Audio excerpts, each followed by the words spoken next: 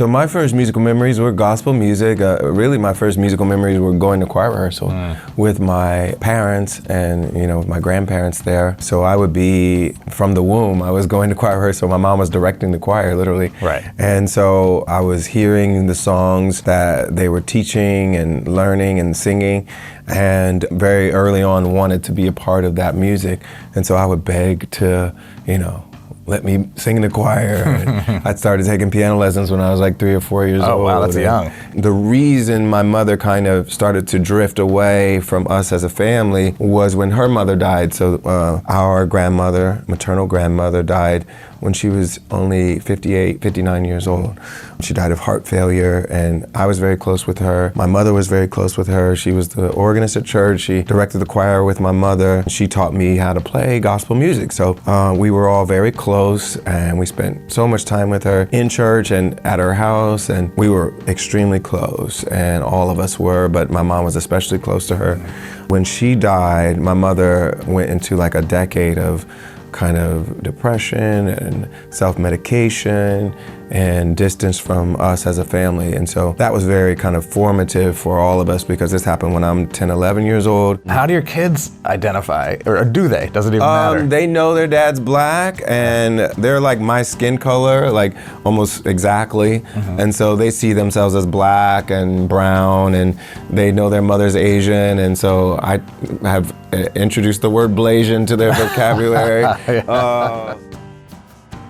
Welcome to Identified, where we explore, challenge, and redefine the traditional concepts of family and identity. In this episode, I am joined by Grammy, Emmy, Tony, and Oscar-winning songwriter, producer, and philanthropist, John Legend. As you know, I've done Finding Your Roots, and going on that show, especially I think for African Americans who don't know a lot about their ancestry, can't draw those family trees in the same way that people of other backgrounds can. It's always interesting to go on that show, and I think Skip Gates, he's done the show in a way that's very inclusive of all different types of ethnicities. But I think it means a lot, especially for Black people, and I'm sure the title came from Roots, the original miniseries that was about Alex Haley thinking about his ancestry and what that might involve. And so I think for Black people in America, it's a very interesting and a bit fraught thing to think about where we come from, because there's going to be slavery involved. And if you're of any kind of lighter hue, then there's likely forced sexual activity involved. Our ancestors are products of that, and that means we're products of that. That's a crazy way to, you're right, but it's such a crazy, simple way to think about it, to look at it, and we're both of slightly lighter hue. Yes, exactly. I thought about this, and we would tell ourselves, oh, we're part Native American or this or that. But when Skip did my ancestry, it was no Native American. It was 2/3 Black and 1/3 white. And so, that third white comes often from forced sex, from someone who literally owns your being and is requiring you to pleasure him. A lot of African Americans are the product of that. Like I said, if you're of lighter skin, the likelihood is high that you're the product of that. And so I grew up in a family where I didn't know any white ancestors. So everyone in my family thought of themselves as Black, and even my great-grandmother, who could pass for white, she was still part Black. This family story is she was the product of rape. My great-grandmother, Elmira Bass. I knew her, and I knew my other great-grandmother. I didn't know their husbands because they passed away before I could get to know them. They lived in the Midwest quite a lot. And so Ohio, Michigan is where my ancestry goes back pretty far. Right. So is that like early 1900s? Even into late 1800s. Oh, okay. Yeah. So on Finding Your Roots, we found the story of relatives of ours, ancestors of ours, who were enslaved in one of the border states below Ohio. When the slave owner passed away, in his will, he gave them their freedom. Wow. But they moved to Ohio, and descendants of the slave owner tried to bring them back into slavery, literally kidnapped them, reclaimed them back into slavery. There was a whole court case, and Ohio literally went to court to defend my black family, which was trying to be taken back into slavery by the descendants of the slave owner, and we won. Our family was able to remain free in Ohio because Ohio went to court and fought for our freedom. So some of my ancestry has literally been in Ohio since before the Civil War. We're able to live free in Ohio because of this provision in the slave master's will. Incredible. Yeah, it's a crazy story. Wow. Did you, so knowing, said two great... We knew none of this. The family knew none of this. Right, so this all came out. And this all came out from research from Finding Your Roots. Amazing. Wow. Yeah. Do you remember, you said you knew both your great-grandmothers, which goes back pretty far. You must have been a kid, I assume. The older one was born in 1895. Oh, wow. And so I knew her, and she lived into her hundreds. So I knew her for, most of my childhood. Did she tell you stories? I mean, I'm always curious, because obviously people wrote things, but there's not photos. But the equivalent of you being, say, a 10-year-old talking to her would have been her talking to somebody, her great-grandmother, or her great-grandmother, could have gone back another 75 years. Exactly, right? And I didn't get those stories because I was at an age where it wasn't that relevant to me at the time, and wasn't something I thought a lot about. And so we missed out on the chance to get those stories.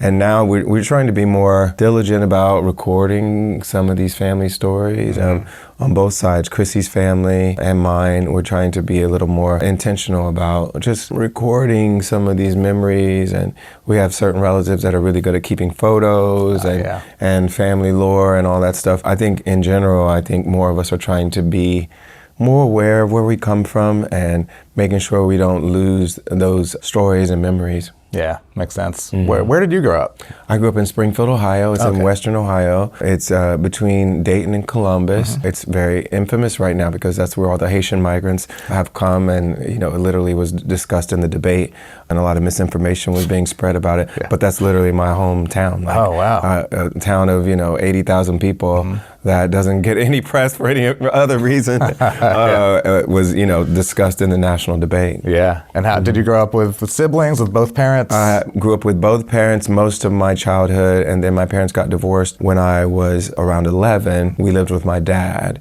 but we were surrounded by a lot of family. I grew up in a black church, Pentecostal church. My grandfather on my mother's side was our pastor, and her older brother took over as the pastor when their dad retired. My grandmother, their mother, was the church organist, and her mother was Elmira Bass, the one I was telling you that could have passed for white. Elmira Bass was married to Bishop Bass, Bishop Ralph Bass, and so we have this lineage of leaders in the Pentecostal church and on both sides of the family. So my dad's younger brother is a bishop in the Pentecostal church. My relatives on both sides are very involved still in the Pentecostal church. That's where I really learned music. That's where it was kind of the center of where my family's activity and cultural connection was. So it was very formative for me. Yeah, what musically, I'm always curious, and the church is obviously such a sort of common place for people to get into music. What's your first musical memory? So my first musical memories were gospel music. Really, my first musical memories were going to choir rehearsal with my parents and with my grandparents there. So I would be from the womb. I was going to choir rehearsal. My mom was directing the choir, literally. Right. And so I was hearing the songs that they were teaching and learning and singing, and very early on wanted to be a part of that music. And so I would beg to, let me sing in the choir. I started taking piano lessons when I was 3 or 4 years old. Oh, wow, that's young. We had a local music store that we were taking lessons at, and that was more of the classical kind of straight kind of style of playing. That was an older white lady that was teaching me there. And then my grandmother would teach me gospel music, so I was getting kind of both sides. Gospel music, the way my grandmother played it was more by ear, just learning the chord progression, playing by ear and not reading a lot. Though we did have hymnals where you did need to read sometimes, but a lot of it was improvisational or by ear. And so I really early on started to develop my ear, and now as a popular musician, I rarely actually have to read anything. Right. But I know enough theory to know how to write out a chord progression, and it helps me with my writing, etc. Almost all of my playing now is by ear. Yeah. Interesting. Yeah. I guess, if you sort of learn that way or partially learn that way, you always have it, right? Yeah. Yeah. And, I rarely have to sight read. Now, if I'm sight reading, it's usually like the vocal line only, right. and then the chart for the chords of the song. Right. Did you grow up with siblings? All four of us live together. Oh, wow, all four of us are by the same father and mother. We're only 2 years apart each. Oh, yeah. So where are you in the sequence? I'm number 2 out of 4. Okay. So we were all together all the time. All close, all musical. Everybody's pretty creative. My older brother played the drums, and we were like the church band. I was gonna say, you got a band, right? 4 people. Yeah. Once we were like adolescents, we kind of took over the church music. So I would play the keys and direct the choir, and my brother would play the drums.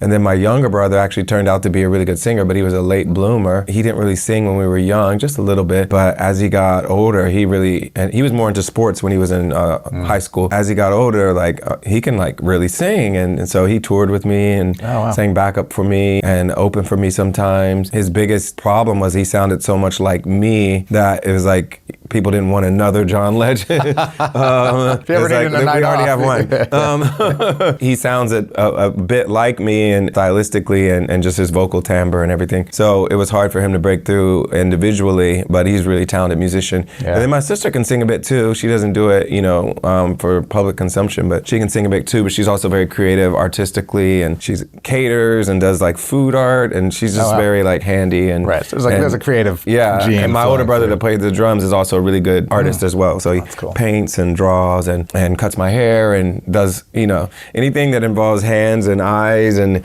having good hand-eye coordination and creativity, he's really good at. Yeah. Do you remember, you must, big family with 4 kids, traditions, things like Christmas, Thanksgiving, were those times when people came together? Did you have big meals, extended family? Yeah, so most of our extended family lived very close to us. Right. So almost all of them either lived in Cincinnati or the Dayton area or the Columbus area. We would all get together for Christmas holidays. Usually it was my dad's side for Christmas, my mom's side for Thanksgiving. Mm-hmm. My mom's side was very strictly religious, and the Pentecostal church wasn't big on kind of the pagan expressions of holidays.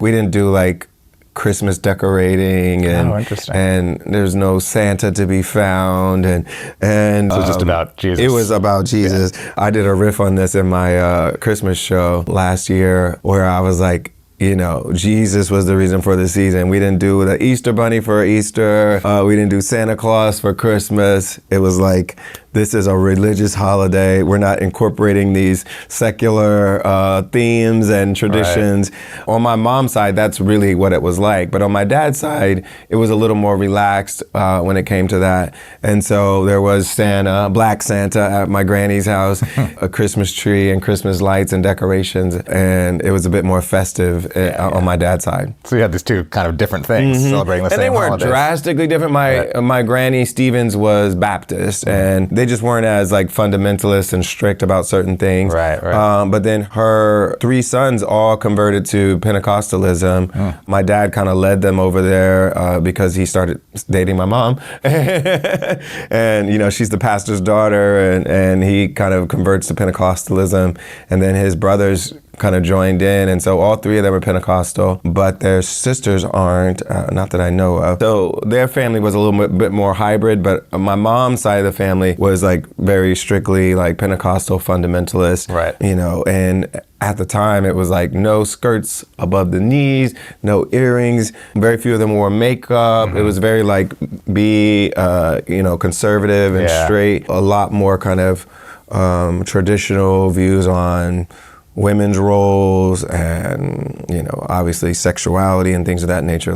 It was very a fundamentalist approach to Christianity. Interesting. When did you leave Ohio? I left to go to college. And so I was homeschooled throughout most of elementary school. I did 2 years at a private Christian school. Other than that, I was homeschooled all the way up till 8th grade. Oh, wow. My parents got divorced when I was around 11, and I went to public school for the first time, but I had advanced so much in homeschool that they skipped me 2 grades over time. So the first time I skipped was when I went into the Christian school. I was supposed to go to first grade, but they moved me to second grade. So that was 1 year skip.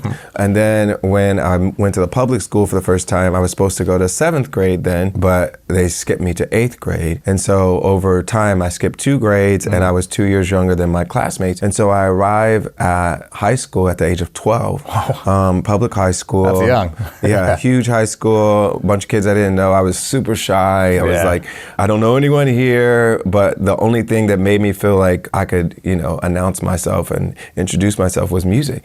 I would sing in the show choir and the musical theater and talent shows, etc. And that was basically my way of, making my presence felt.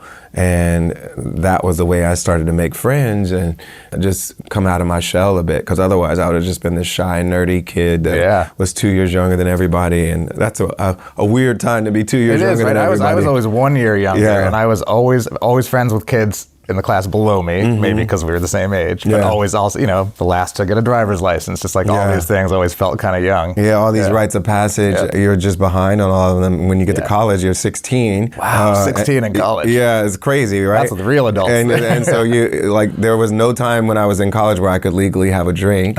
And I'm literally working my first job out of college. And where did you go to college? I went to UPenn in Philadelphia. Right. And then my first job was in Boston, but I literally couldn't have a legal drink until I had already been working like 6 months out in the real world. That's pretty funny. That's wild. Yeah. Has there been much tragedy in your family that you know? Yeah, the reason my parents got divorced really, and divorce isn't, rare. So calling it a tragedy is, it is what it is. But the reason my mother kind of started to drift away from us as a family was when her mother died. So our grandmother, maternal grandmother, died when she was only 58, 59 years old. She died of heart failure, and I was very close with her. My mother was very close with her. She was the organist at church. She directed the choir with my mother. She taught me how to play gospel music. So we were all very close, and we spent so much time with her in church and at her house, and we were extremely close, and all of us were, but my mom was especially close to her. When she died, my mother went into like a decade of kind of depression and self-medication and distance from us as a family. And so that was very kind of formative for all of us, because this happened when I'm 10, 11 years old. Yeah. Our only sister was, 6 years old. So she basically, most of her childhood was without our mother. So that was kind of a big tragedy in all of our lives that really affected us moving forward. Yeah, that's hard. Mm-hmm. And you eventually started your own family. Yeah, eventually started our own family. And, just to tie a bow around my mother's story, she came back to the family, and she's sober and a great grandmother now. But during that 10-year period, we basically were estranged from her. And she was in a really, dark place. But thankfully, she's in a great place now and healthy and back to her vivacious, wonderful self that she was before all that happened. Yeah, it took a while. Do you think starting a family have something to do with that, with bringing her back, or do you think it happened before? It happened before, but I think it just it was time, and a lot of the family and her friends tried to bring her back to sobriety and a healthy place, and eventually it worked. Yeah. How many children do you have? I have 4 kids. Just like my mom and dad. You're making the same. And how many did Chrissy grow up with? She was the only one that was both from her dad and mom. Okay. But she has half siblings on both sides. So her dad had an entire family of 3 kids with his first wife, but they're much older and they're the same age as her mother. So his second wife was Chrissy's mom, and Chrissy's mom had a daughter in Thailand before she met Chrissy's dad. And then when Chrissy's dad and mom met in Thailand, they fell in love, got married, and they had 1 kid. And her name is Christine. Yeah. Christine Diane Teigen. Amazing. So, but now you've got this yes. Maybe I would say huge. I grew up, single mom, only kid. So huge to me. Yeah. 4 is a lot. It's a big family. And multicultural. Yes. I suppose, right? Multicultural. So I'm Black, and Chrissy's half Thai and half Northern European. How do your kids identify? Or do they? Does it even matter? They know their dad's Black, and they're like my skin color, like almost exactly. blackly. And so they see themselves as black and brown, and they know their mother's Asian. And so I have introduced the word Blasian to their vocabulary.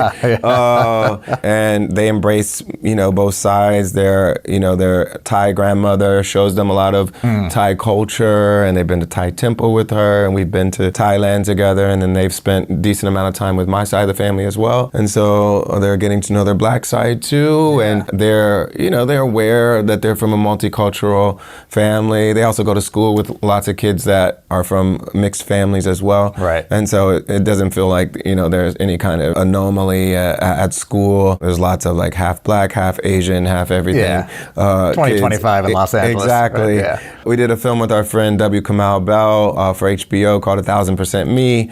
Loved it. Yeah. He has biracial kids, and the whole film is about exploring that identity in the Bay Area, which another place where there's a lot of biracial kids, knowing that people have mixed identities and dual identities, and embracing that, and also helping them, explain it to themselves and to people who ask them about it. Yeah, so I loved that movie. I watched it, and of course really related to it with a white mother and a black father. I mean, so much of it is where you are and who you're around. I mean, my first 10 years, I was in really, really diverse places in Amherst, Massachusetts, and New York, with kids of all races, all mixes, lots of kids with single parents, so I wasn't a weird kid at all. And then when I moved to Salt Lake City when I was 10, suddenly I was a weird kid. Nothing about me changed, but my surroundings changed. So it sounds like your kids are in a great place. What's interesting is, I don't know if this will happen or not, but I've known siblings, mixed race siblings, who sort of choose to go in different ways. Yeah. I'm going to identify more with my black side. I'm going to go more over here. Yeah.